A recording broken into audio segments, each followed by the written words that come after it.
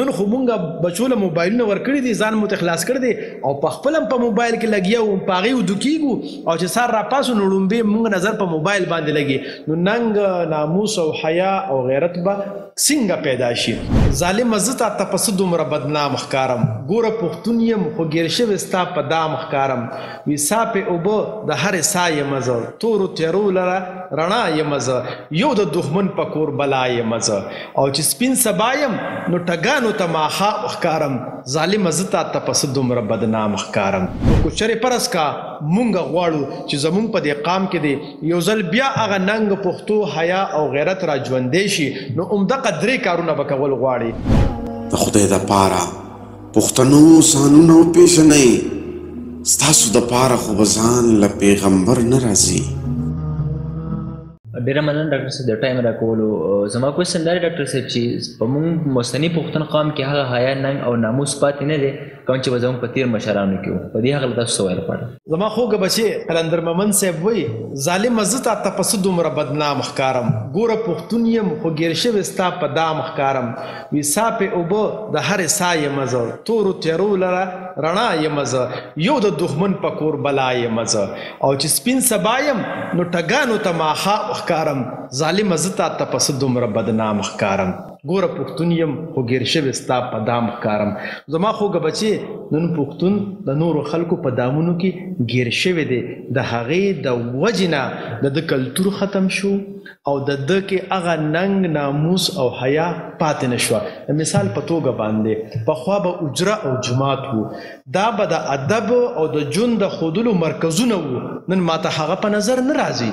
بل اړخ ته مونږ به چې کله اوده کېدو نو نیا نیکونو به راته قصې کولې هغې کې به د عبرت قصې وې د ننګ او د ناموس او د حیا قصې به وې د هغې قصو به زمونږ په ذهن باندې اثر کو او په پښتون قام کې به ننګ ناموس او حیا به راتلله نن خو مونږ بچو له موبایلونه ورکړي دي ځان مو ته خلاص کړی دی او په خپل هم په موبایل کې لګیا وو په هغې ودو کېږو او چې سار راپاسو نو لومبې مونږ نظر په موبایل باندې لګي نو ننګ ناموس او حیا او غیرت به څنګه پیدا شي زما خوږه بچې درېیمه خبره دا ده چې د نصاب په کتابونو کې د ننګ د حیا او د عبرت قصې او سبقونه به وو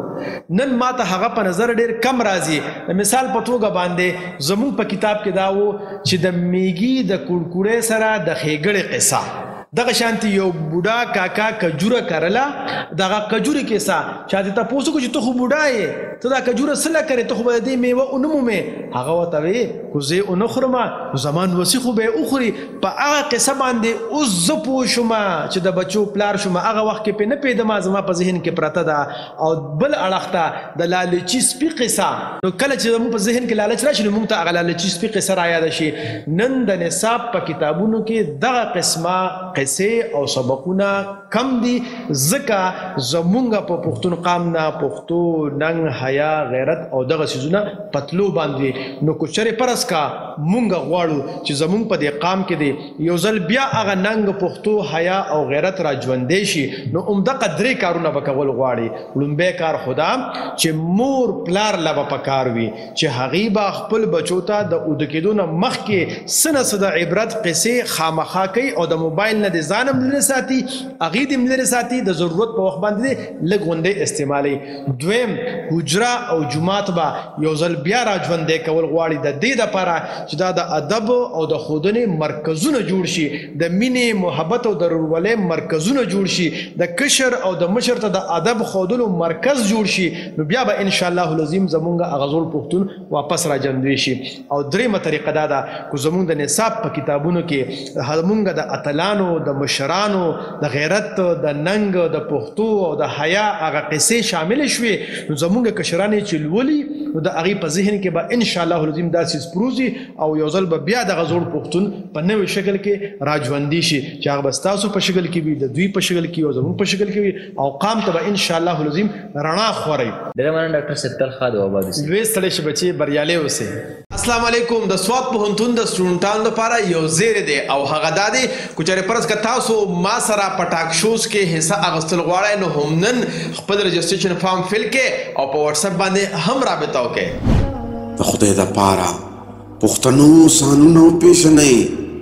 ستاسو دپاره خو به ځان له پیغمبر نه راځي